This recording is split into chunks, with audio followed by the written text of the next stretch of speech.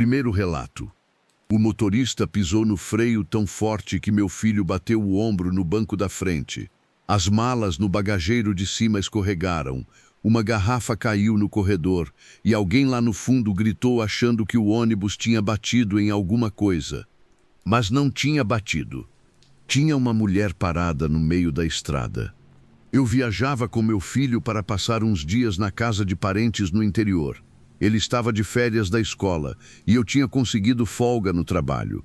A gente pegou o ônibus de madrugada porque era mais barato e chegava cedo. Eu sempre gostei de viajar nesse horário porque criança dorme, o ônibus fica quieto e a estrada passa mais rápido.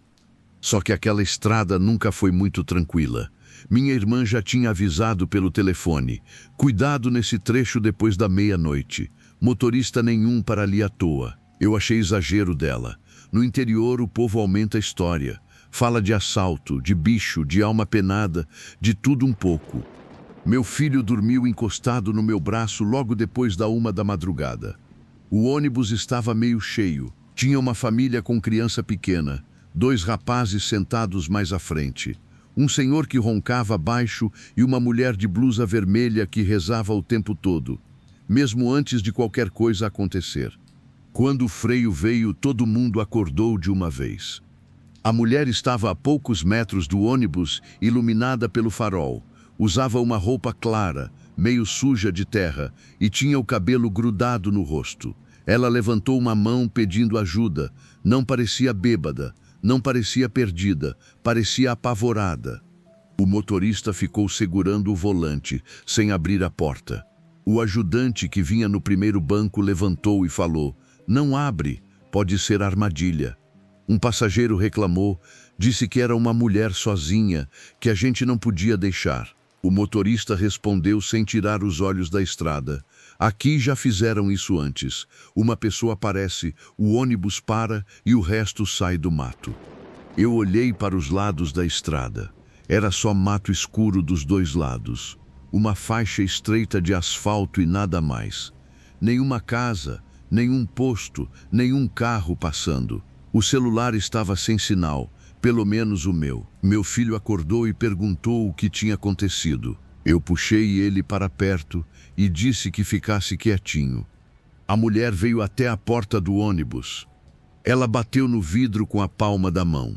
Primeiro devagar, depois com força. Dava para ver a boca dela se mexendo, mas no começo a gente não ouvia por causa do motor ligado. O motorista apagou o farol alto, talvez para enxergar melhor ao redor. E nessa hora a estrada ficou pior. A luz baixa deixava a mulher mais perto, mais humana, mais desesperada.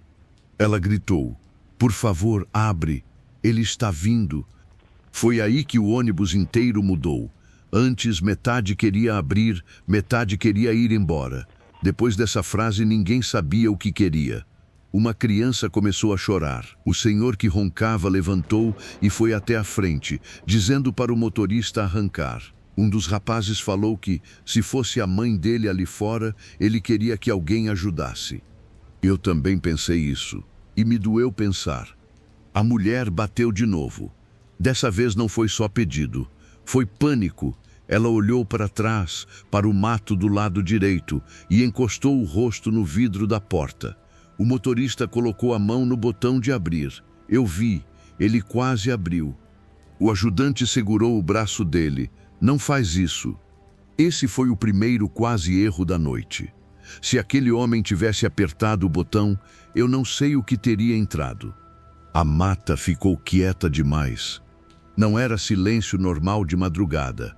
Era como se até os bichos tivessem parado. A mulher virou devagar para o lado direito da estrada. O farol pegava só um pedaço das árvores, mas deu para ver um movimento baixo, rápido, passando entre os troncos. Meu filho apertou minha mão. Eu cobri o rosto dele contra meu peito, mas continuei olhando por cima da cabeça dele. Até hoje me arrependo de ter olhado. Alguma coisa saiu do mato. Não sei chamar aquilo de bicho, porque bicho nenhum se mexe daquele jeito. Também não era gente, era baixo em alguns momentos, alto em outros, como se o corpo não soubesse a forma certa de ficar. Tinha braços compridos demais, ou patas, não sei. O que vi foi sombra, pele escura de terra e um movimento torto rápido vindo direto para a mulher. Ela não gritou por muito tempo. Só deu um som curto, engasgado, quando aquilo agarrou a roupa dela e puxou para o mato. Não houve luta grande, nem cena que eu consiga explicar. Foi tudo rápido demais. Um segundo ela estava na porta. No outro, a roupa clara dela sumiu entre as árvores. O ônibus ficou mudo. Ninguém falava, ninguém respirava direito. O motorista ficou parado, com as duas mãos no volante, olhando para o lugar onde ela tinha desaparecido. A mulher de blusa vermelha começou a rezar alto, mas a voz dela tremia tanto que as palavras se misturavam. Aí alguém gritou do fundo: "Vá embora!" Outra pessoa gritou: "Não, tem que voltar, tem que ajudar." E isso dividiu o ônibus no pior momento possível. Uns queriam que o motorista desse ré, outros pediam pelo amor de Deus para ele arrancar. Eu só segurava meu filho e repetia no ouvido dele para não olhar pela janela. O motorista decidiu por todo mundo. Ele arrancou. O ônibus saiu cantando pneu pesado balançando na pista. As luzes internas piscavam e as pessoas começaram a se benzer, a chorar, a falar ao mesmo tempo. Eu olhei pela janela do lado esquerdo, achando que veria só a estrada ficando para trás. Vi aquilo correndo ao lado do ônibus. No começo achei que fosse reflexo, mas não era. A coisa estava fora, na lateral, acompanhando a nossa velocidade. Corria perto demais, quase grudada na lataria. As unhas ou garras riscavam o metal num som comprido, como faca em panela. O ônibus inteiro ouvia. O motorista acelerou mais, a estrada fazia curva, o ônibus pesava para um lado, e mesmo assim aquilo continuava junto. Nenhum ser humano alcançaria aquela velocidade. Nenhum animal correria daquela forma por tanto tempo, sem perder distância, sem cansar. Meu filho tentou virar o rosto. Eu segurei a cabeça dele contra mim e falei: "Não olha." Minha voz saiu mais dura do que eu queria. Eu estava com medo de que, se ele olhasse, aquilo percebesse. A coisa bateu na lateral, bem perto da nossa janela. Não quebrou o vidro, mas o impacto fez o ônibus inteiro tremer. Algumas pessoas se abaixaram no corredor. O ajudante gritava para todo mundo fechar as cortinas. Uma moça tentou levantar para puxar a dela e quase caiu. Então aquilo arranhou o vidro. 3 riscos apareceram do lado de fora, descendo devagar, mesmo com o ônibus em movimento. A cortina balançava com o vento que entrava por alguma fresta, e eu senti um cheiro de mato molhado, terra e algo azedo. Era como se a estrada tivesse entrado no ônibus. A mulher de blusa vermelha começou a rezar mais alto. Um senhor acompanhou. Depois outro. Em poucos segundos, quase todo mundo estava rezando junto, cada um do seu jeito, uns falando certo, outros só repetindo pedaços. Eu não sou uma pessoa de igreja, mas naquela hora rezei também. Rezei no ouvido do meu filho, com a mão na cabeça dele. A coisa continuou correndo por mais alguns metros. Depois o som das unhas foi ficando mais fraco. Não parou de uma vez. Foi se afastando, como se tivesse perdido o interesse ou como se aquela reza incomodasse. Quando olhei de novo pela fresta da cortina, só vi o mato e a estrada escura passando. Ninguém dormiu depois disso. O motorista só parou quase 1 hora mais tarde, num posto grande cheio de luz. Ele desceu tremendo, sentou no meio-fio e ficou com as mãos no rosto. Alguns passageiros queriam chamar a polícia. Outros diziam que era melhor não falar nada, porque ninguém ia acreditar. Um rapaz mostrou a lateral do ônibus.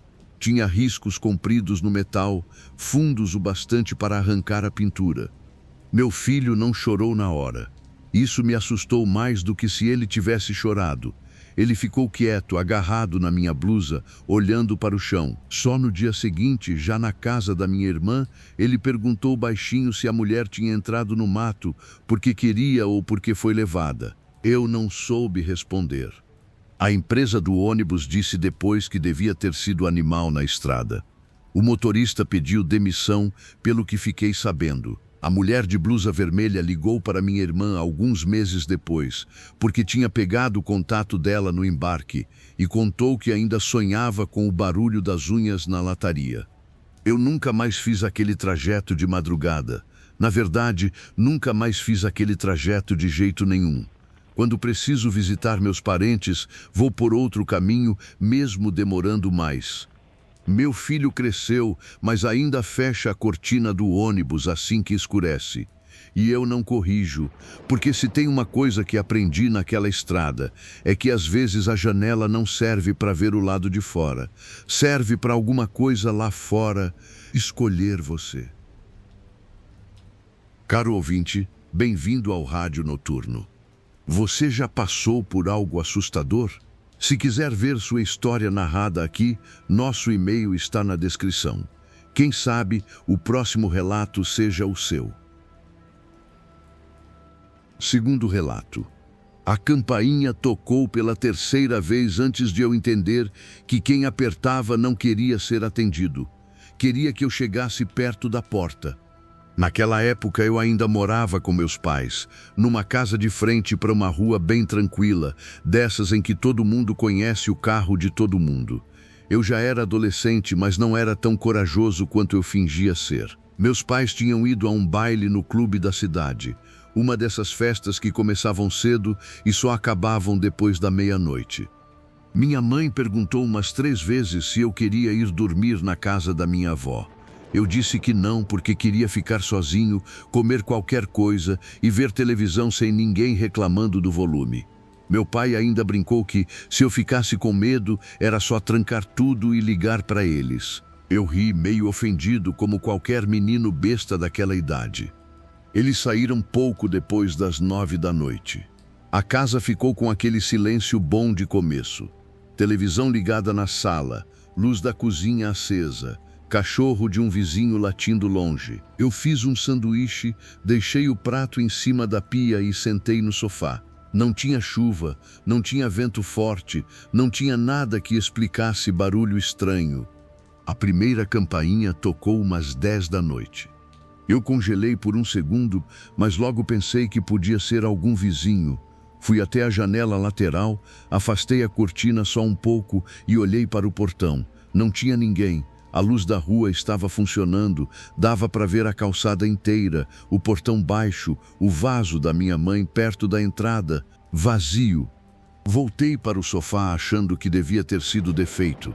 A campainha daquela casa já tinha dado problema antes, principalmente quando formiga entrava na caixa.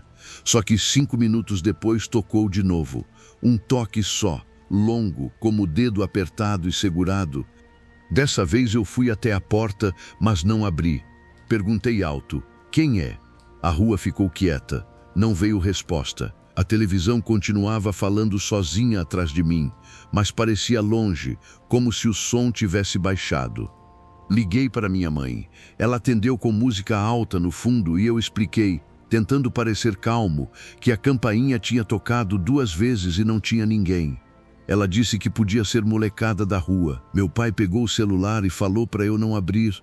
Falou aquilo num tom sério, sem piada. Tranca tudo e fica dentro de casa. Eu já tinha trancado. Depois disso, a campainha parou por uns 15 minutos. Foi tempo suficiente para eu me sentir ridículo. Cheguei a pensar em mandar mensagem para um amigo contando, mas fiquei com vergonha. Aí veio a primeira batida. Não foi na porta da frente. Foi no vidro da janela da sala. 3 batidas leves. Do lado de fora, alguém estava usando a ponta do dedo ou a unha.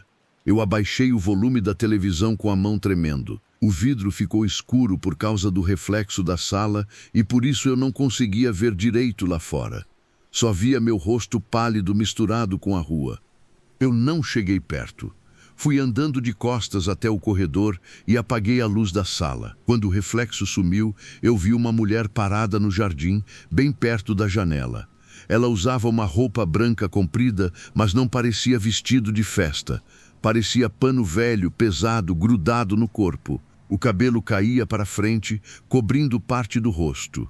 Ela não batia mais, só olhava para dentro. Meu primeiro pensamento foi assalto. Naquela região não era comum, mas meu pai sempre falava para não confiar em gente pedindo ajuda de noite. Peguei o celular e liguei de novo. Minha mãe não atendeu na primeira, na segunda atendeu rindo, achando que eu tinha ligado por bobagem. Eu sussurrei: "Tem uma mulher aqui fora." A risada dela cortou na hora. Meu pai mandou eu ir para o quarto deles, trancar a porta e ligar para a polícia. Eu fiz quase tudo errado. Em vez de ir direto, parei no corredor para olhar mais uma vez. A mulher não estava mais na janela da sala. Senti um alívio pequeno, daqueles que duram um segundo. Então a campainha tocou de novo. Só que agora ela tocava sem parar. A casa inteira parecia vibrar com aquele som. Corri para o quarto dos meus pais, tranquei a porta e liguei para o 190. Minha voz falhava tanto que a atendente pediu para eu repetir o endereço. Enquanto eu falava, alguma coisa arranhou o vidro do quarto. Um risco comprido, devagar, de cima para baixo. O quarto dos meus pais ficava nos fundos. Para chegar até aquela janela, alguém teria que passar pelo corredor lateral, que estava trancado por dentro com cadeado no portãozinho. A atendente ficou comigo na linha. Eu me sentei no chão, encostado na cama, segurando o celular com as duas mãos. Do lado de fora do quarto, a campainha parou. A casa ficou tão quieta que eu consegui ouvir minha própria respiração. Aí veio a voz. "Abre." Não parecia grito no começo, parecia uma mulher cansada, falando perto da porta da frente. Depois veio mais alto. "Abre, eu preciso entrar." Eu comecei a chorar sem perceber.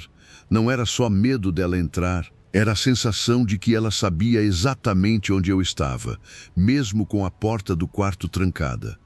Meu pai ligou no outro celular da casa, o telefone fixo. O toque começou na sala e quase me matou do coração. Não atendi. Ele ligou no meu celular logo depois e disse que já estava vindo, que tinha saído do baile, que eu não abrisse por nada.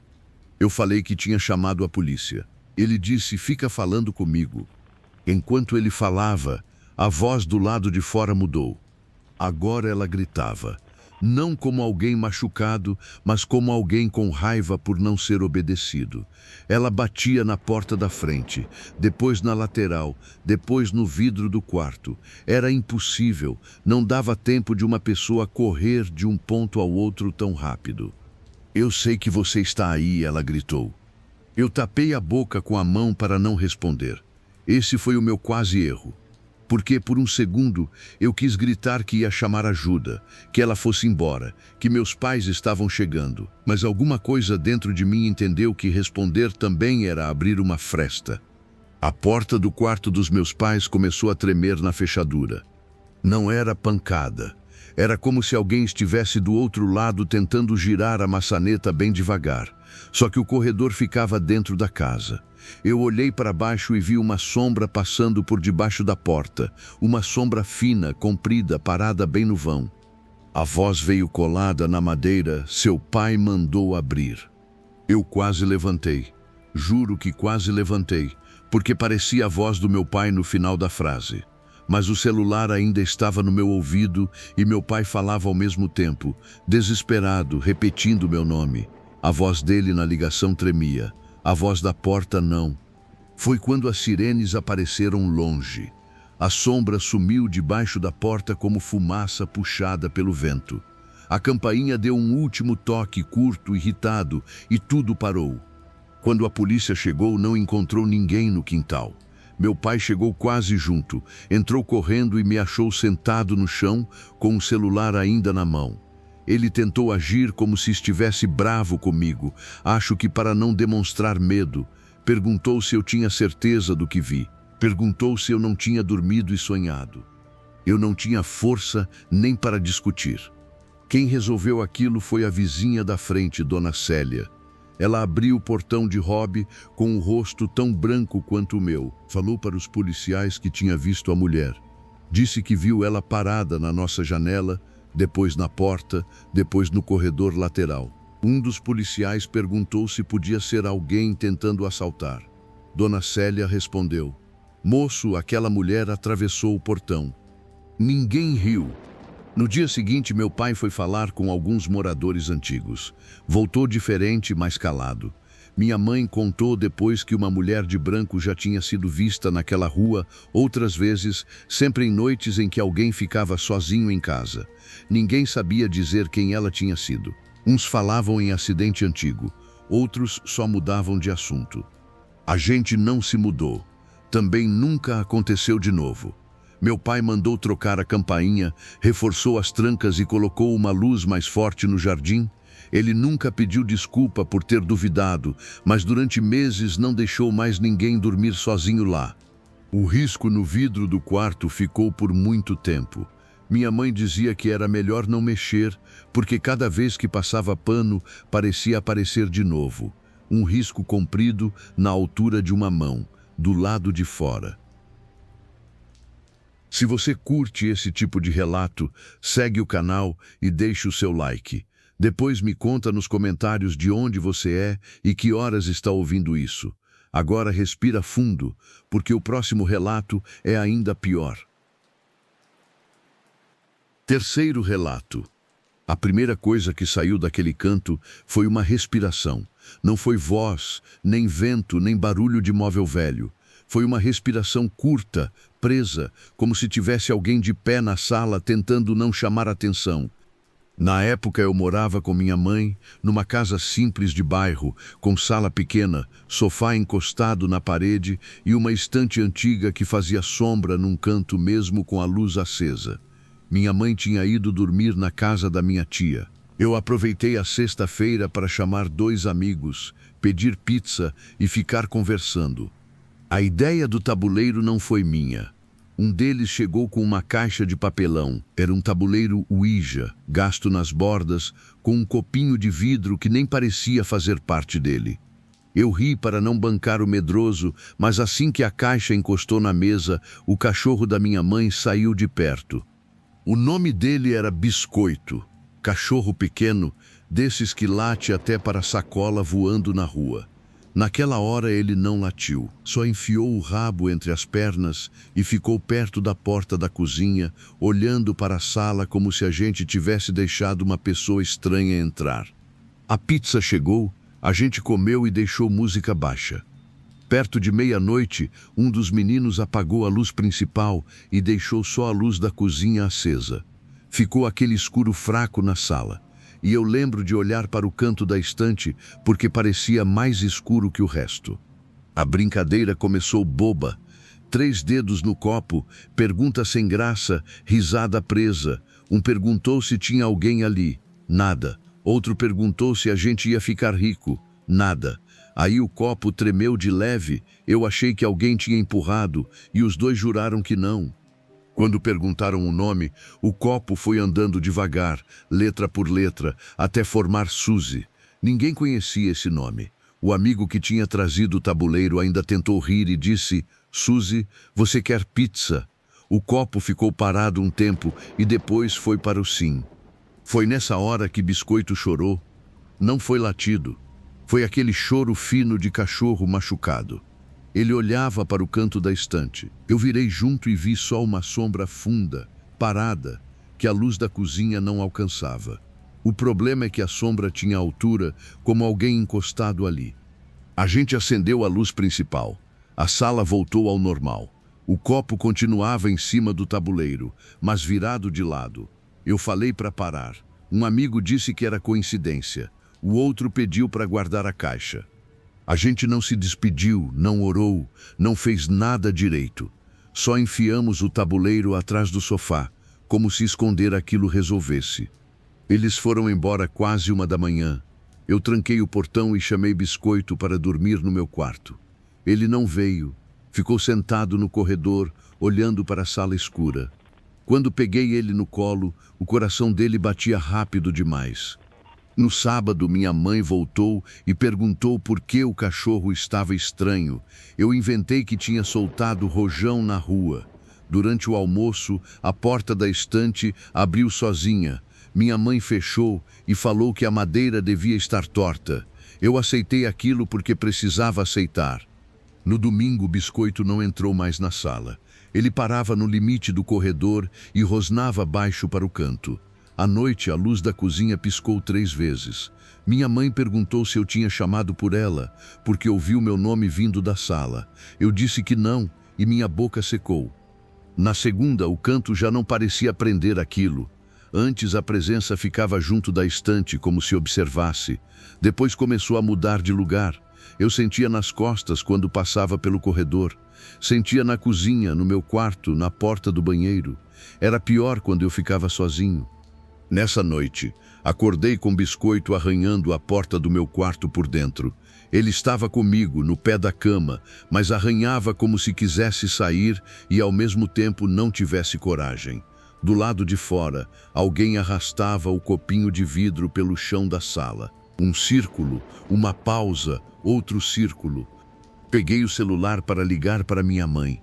A tela acendeu e apagou na minha mão sem bateria, mesmo eu tendo carregado antes. Fiquei sentado na cama, com o cachorro encostado em mim, ouvindo o copo raspar o piso. A cada volta o som parecia mais perto do corredor. Minha mãe abriu a porta antes de eu conseguir gritar. Ela perguntou: "Você também está ouvindo?" Eu senti alívio porque aquilo deixava de ser só coisa da minha cabeça. Mas o alívio acabou no mesmo segundo. A voz dela veio da sala ao mesmo tempo em que ela estava parada na porta. A voz repetiu: "Você também está ouvindo?" Minha mãe ficou branca, puxou a cruz que usava no pescoço e mandou eu levantar. Biscoito começou a se debater no meu colo. A luz do corredor piscou e por um segundo eu vi uma coisa escura parada na entrada da sala. Não tinha rosto, não tinha roupa. Era como se o canto da estante tivesse aprendido a andar. A gente saiu pela porta da cozinha. Minha mãe ainda tentou pegar a bolsa em cima da mesa, mas eu puxei o braço dela. Foi meu quase erro, porque olhei para trás. Na mesa da sala, o tabuleiro estava aberto. Eu tinha certeza de que ele estava atrás do sofá. O copinho se mexia sozinho. Só vi as primeiras letras. Fica. Corremos para a casa da vizinha. Eu bati no portão com a mão tremendo. Minha mãe contou uma parte, eu contei outra, e parecia uma história mal montada. A vizinha deixou a gente entrar porque viu Biscoito escondido atrás das minhas pernas, tremendo como se ainda estivesse vendo alguma coisa. No outro dia, minha mãe chamou um pastor conhecido da família. Ele foi lá no fim da tarde. Não fez cena, não gritou, não ficou perguntando detalhe demais. Entrou na sala, olhou para o canto da estante e ficou sério. Pediu para abrir as janelas, colocou a mão sobre o tabuleiro e orou baixo. Eu fiquei na cozinha com minha mãe, ouvindo a voz dele falhar 2 vezes. Quando terminou, ele saiu com o tabuleiro dentro de um saco preto. Disse que a casa estava quieta, mas não disse que estava segura. Minha mãe perguntou se tinha acabado. Ele respondeu: "Aqui por enquanto sim, mas vocês não devem ficar." A gente se mudou menos de um mês depois. Foi corrido. Depois da mudança, nada mais aconteceu. Biscoito voltou a dormir espalhado pela sala. Minha mãe jogou fora a estante antes de entregar a chave. O que ficou comigo foi uma coisa pequena. Na última vez que entrei na casa vazia, o canto da sala parecia claro demais, como se alguma coisa tivesse acabado de sair dali.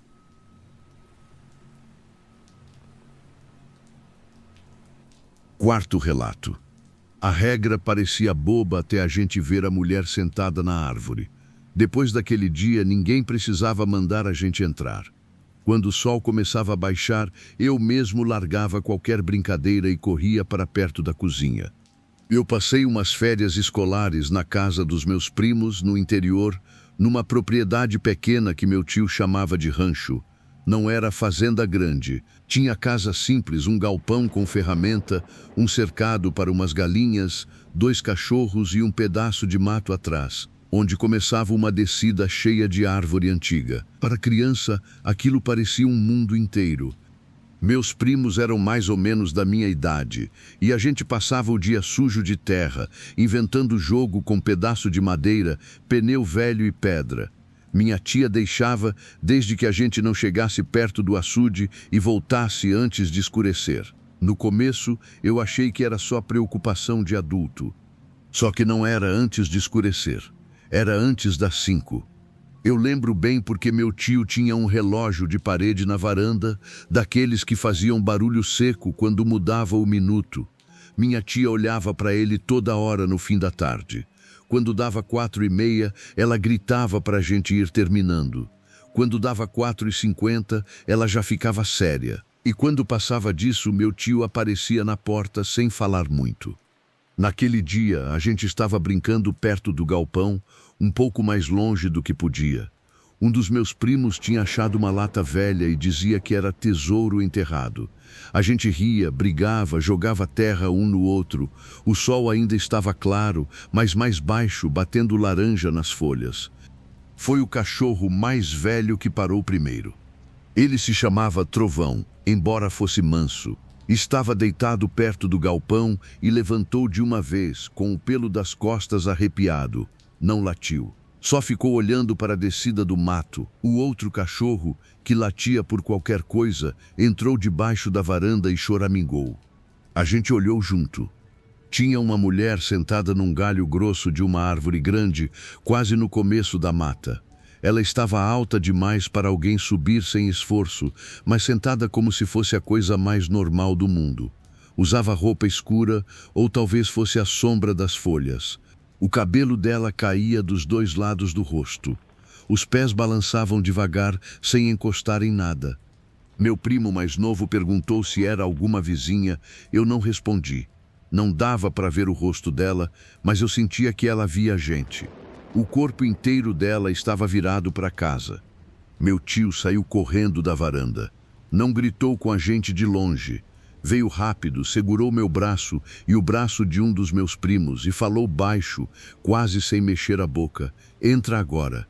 Minha tia apareceu atrás dele e fez o sinal da cruz. Foi a primeira vez que vi minha tia com medo de verdade. Eu ainda olhei uma vez por cima do ombro. A mulher continuava no galho. Só que agora os pés dela tinham parado de balançar. Dentro de casa, ninguém explicou nada.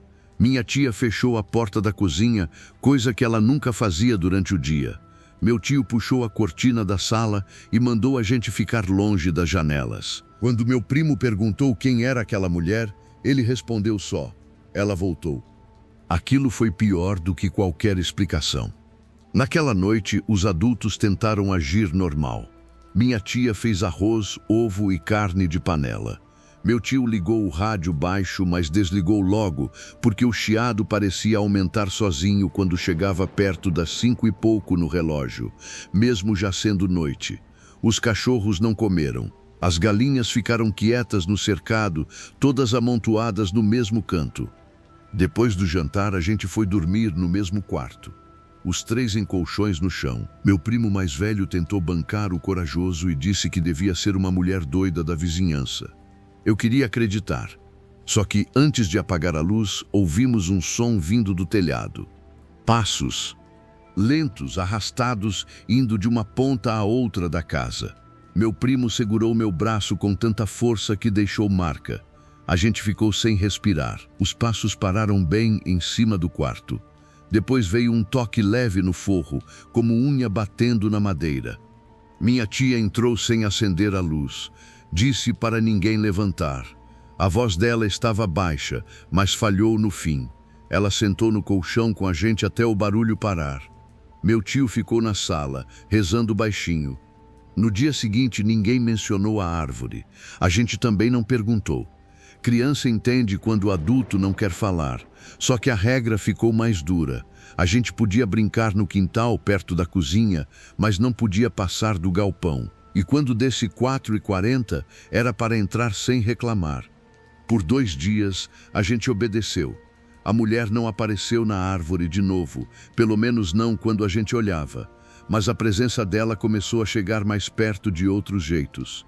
No fim da tarde, os cachorros rosnaram para a varanda vazia. Uma vez, a porta do galpão abriu sozinha, bem devagar, e bateu por dentro, como se alguém tivesse puxado e soltado. Na terceira noite, minha tia entrou no quarto com um terço na mão e disse que a gente ia dormir na sala. Não explicou o motivo, só juntou os colchões perto do sofá e deixou a luz da cozinha acesa. Eu percebi que meu tio tinha colocado uma cadeira encostada na porta dos fundos.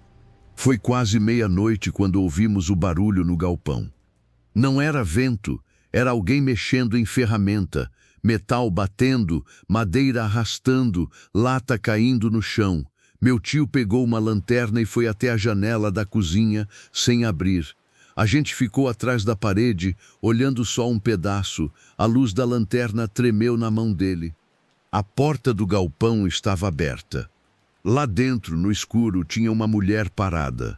Não sentada, não longe, não na árvore. Dentro do rancho, ela estava no fundo do galpão, entre as ferramentas, com a cabeça levemente virada para casa. Meu tio desligou a lanterna na hora, como se a luz tivesse chamado a atenção dela. Meu primo menor começou a andar para a porta da cozinha. Não sei por quê. Ele estava com os olhos abertos, mas parecia dormindo. Minha tia segurou ele pela camiseta antes que chegasse na maçaneta. Ele começou a sussurrar. Ela está chamando? Repetiu isso 2 vezes, sem olhar para ninguém. Esse foi o quase erro. Se minha tia tivesse demorado mais 1 segundo, ele teria aberto a porta. Meu tio colocou a mesa contra a porta da cozinha. Não foi heróico, foi desespero. Ele tremia tanto que derrubou uma cadeira. Do lado de fora, no quintal, os cachorros choravam. Depois tudo ficou quieto demais. A batida veio na janela da cozinha. Uma batida só, baixa, com a ponta de alguma coisa dura no vidro. Minha tia puxou a gente para o corredor e tampou a boca do meu primo menor. Meu tio ficou parado no meio da cozinha, encarando a cortina fechada. Do outro lado, uma voz de mulher falou o nome dele. Ela chamou meu tio pelo nome de criança, o apelido que só minha avó usava. Ele não respondeu, mas eu vi que ele quase respondeu. A boca dele abriu um pouco e minha tia apertou o braço dele com força. A voz chamou de novo, mais perto do vidro. Depois começou a rir baixinho, um riso fraco, como alguém lembrando de uma coisa antiga. A noite passou sem ninguém dormir. Quando amanheceu, meu tio foi ao galpão comigo e meus primos ficando na varanda, proibidos de descer. As ferramentas estavam todas no chão. A cadeira velha que ficava encostada na parede estava virada de frente para a porta, como se alguém tivesse se sentado ali olhando para casa. Foi só nesse dia que eles contaram. Minha tia falou pouco. Disse que muitos anos antes, uma mulher tinha sido encontrada morta perto daquela árvore. Não entrou em detalhe e ninguém quis pedir. Os moradores antigos diziam que, de tempos em tempos, ela aparecia no fim da tarde, sempre primeiro na árvore. Depois, se alguém demorasse para entrar, ela começava a chegar mais perto da casa. Meu tio disse que por isso existia a regra. Criança brincava só até 4h59. 5 da tarde era dela. Eu voltei para casa no fim de semana. Minha mãe achou que eu estava quieto porque não queria ir embora, mas era outra coisa. Durante muito tempo, quando o relógio chegava perto das 5, eu lembrava dos pés daquela mulher parando no galho. Meus primos cresceram e nunca mais viram a mulher. Pelo menos é o que eles dizem, mas até hoje, quando a gente conversa sobre aquelas férias, nenhum deles ri da regra. Antes das 5, todos para dentro de casa.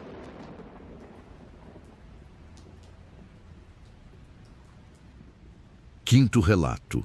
A porta do armário abriu devagar, bem na hora em que eu acordei. Não abriu muito. Foi só uma fresta, o bastante para eu ver um pedaço de vestido claro lá dentro, parado entre as minhas roupas. Eu demorei alguns segundos para lembrar onde estava. Meu quarto, minha cama, a janela fechada, a luz do corredor entrando por baixo da porta. A casa inteira dormindo. Só que aquele pedaço de pano não era meu. E quando sentei na cama, vi 2 pés pequenos no chão do armário, virados para mim. Antes disso tudo, minha rotina era comum.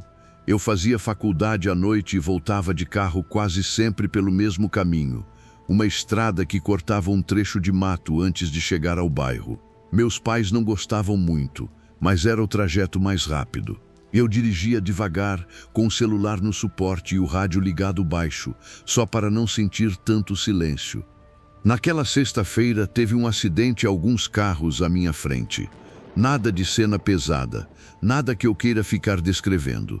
Só lembro das luzes vermelhas paradas na pista, gente saindo dos carros, uma moto caída de lado e uma ambulância demorando a chegar. Eu parei no acostamento porque não dava para passar. Foi ali que vi a menina. Ela estava perto do mato, um pouco afastada da confusão. Devia ter uns 7 ou 8 anos, talvez menos. Usava um vestido claro e segurava alguma coisa junto ao peito, mas eu não consegui ver o que era. O estranho era a tristeza dela. Não era choro de criança perdida. Era uma tristeza quieta, como se ela já soubesse que ninguém ali podia ajudar. Eu abri um pouco a porta do carro e perguntei se ela estava bem. Ela levantou o rosto, não respondeu, só olhou para mim e depois olhou para dentro do mato. Nessa hora, um homem gritou para eu tirar o carro, porque os policiais iam liberar uma faixa. Quando olhei de novo, a menina não estava mais ali. Tentei explicar para mim mesma que algum parente tinha chamado ela. Tinha muita gente andando, muita luz piscando, muito barulho. Mas durante o resto do caminho, fiquei com a sensação de que eu tinha deixado alguém para trás. Na primeira noite, sonhei com a estrada. No sonho, eu passava pelo mesmo trecho, só que não havia carros, nem sirene, nem luz. A menina estava no acostamento, apontando para o mato.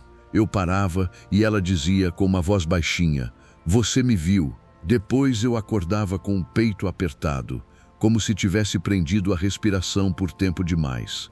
Contei para minha mãe no café da manhã. Ela disse que podia ser o susto do acidente. Meu pai concordou. Falou que a cabeça da gente guarda imagens ruins e devolve depois, misturadas. Eu aceitei, porque parecia mais fácil. Só que no segundo dia, o cheiro apareceu. Era cheiro de terra molhada dentro do meu quarto. A janela estava fechada, não tinha chovido, e mesmo assim o cheiro vinha forte do armário.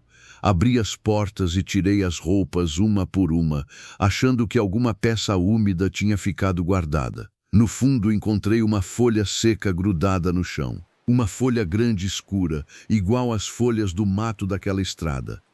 Eu não falei nada para ninguém. Tive vergonha, parecia absurdo demais. Na terceira noite acordei com um som de brinquedo. Era uma musiquinha fraca, dessas de caixa antiga, vindo do quarto que ficava no fim do corredor. A gente chamava aquele quarto de quarto dos brinquedos, mesmo sem criança pequena em casa havia anos. Minha mãe guardava ali bonecas antigas, caixas de Natal, álbuns de foto e umas coisas minhas de quando eu era menor. Levantei achando que algum brinquedo velho tinha ligado sozinho. Eu queria que fosse isso. O corredor parecia mais comprido no escuro e cada passo meu fazia o piso estalar. Quando cheguei perto da porta, a música parou. Do lado de dentro, uma voz infantil sussurrou, "Achei." Voltei para o quarto correndo e tranquei a porta. Na manhã seguinte, minha mãe achou a porta do quarto dos brinquedos aberta e uma boneca antiga sentada no meio do tapete. Ela disse que talvez eu tivesse mexido lá e esquecido. Eu disse que não. Dessa vez ela não respondeu na hora. Os dias seguintes foram piores porque a menina deixou de aparecer só no sono. Eu via reflexo dela no vidro da janela quando escovava o cabelo. Via o vestido claro sumindo atrás da porta do corredor. Uma vez minha mãe entrou no meu quarto e perguntou por que eu estava conversando sozinha. Eu não estava, mas ela disse que tinha ouvido uma voz pequena me chamando pelo nome. Meu pai ainda tentou manter tudo no terreno normal. Falou em cansaço, nervosismo, culpa por ter visto o acidente. Só que até ele mudou quando a porta do armário abriu durante o jantar. A gente estava na cozinha. Meu quarto ficava no corredor, com a porta aberta. Primeiro ouvimos o rangido. Depois veio o barulho dos cabides batendo uns nos outros, como se alguém passasse a mão por dentro. Meu pai levantou bravo, achando que era algum bicho. Quando chegou na porta do quarto, parou. Eu vi por cima do ombro dele. A menina estava dentro do armário, meio escondida pelas roupas. O rosto dela parecia pálido demais, e os olhos estavam fixos em mim, não nele. Ela levantou uma mão pequena e apontou para o corredor, na direção do quarto dos brinquedos. Minha mãe começou a rezar baixinho. Meu pai fechou a porta do quarto com força e puxou a gente para a sala. Ele não falou mais em cansaço depois disso. Naquela noite, eu quase cometi o erro que ela queria. Acordei de madrugada ouvindo meu nome, vindo do quarto dos brinquedos. Não era uma voz assustadora, era triste. Parecia uma criança perdida chamando a única pessoa que tinha visto ela. Abri a porta do meu quarto sem pensar e fui até o corredor. A porta do quarto dos brinquedos estava aberta. Lá dentro, a menina estava sentada no chão, de costas, segurando uma boneca sem cabeça que eu nem lembrava que existia. Ela chorava baixinho. Eu dei um passo para dentro.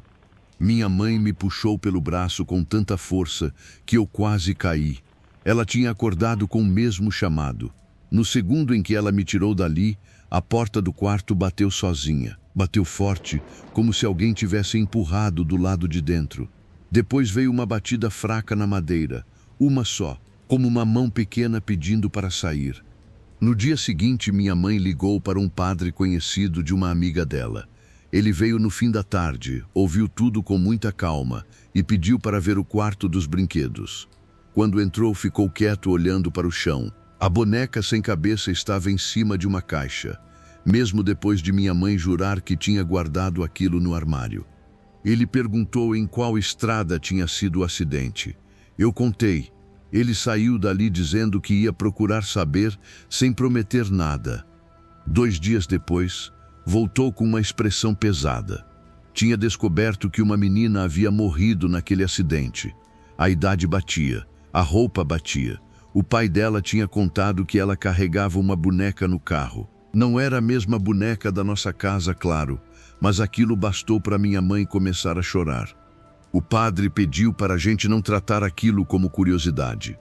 Disse que, se ela tinha sido vista por mim, talvez estivesse presa naquele susto, naquela estrada, naquele pedido de ajuda que ninguém entendeu. Ele fez uma oração simples na sala, depois no meu quarto e por último no quarto dos brinquedos. Minha mãe segurou minha mão o tempo todo. Meu pai ficou na porta, com os olhos vermelhos, fingindo que era por causa do cheiro de vela. Quando o padre pediu que ela encontrasse o caminho dela, a casa ficou gelada. A luz do corredor piscou uma vez. Do quarto dos brinquedos veio a musiquinha antiga, tocando bem devagar, até parar no meio da melodia. Depois disso, a menina nunca mais apareceu. Minha mãe tirou as bonecas daquele quarto e doou quase tudo. O armário do meu quarto ficou aberto por semanas, porque eu não suportava dormir com as portas fechadas. Meu pai nunca mais usou aquela estrada à noite, mesmo quando era o caminho mais rápido. O único detalhe que ninguém explicou foi a folha seca. Ela sumiu do meu armário depois da oração. No lugar, ficou uma marca de terra no chão, pequena, no formato de 2 pés de criança. Você ouviu o Rádio Noturno e eu agradeço por não ter me deixado sozinho nesta madrugada. Se esses relatos te prenderam até aqui, segue o canal, deixa o seu like e volta para mais histórias. Sempre há outra esperando por você.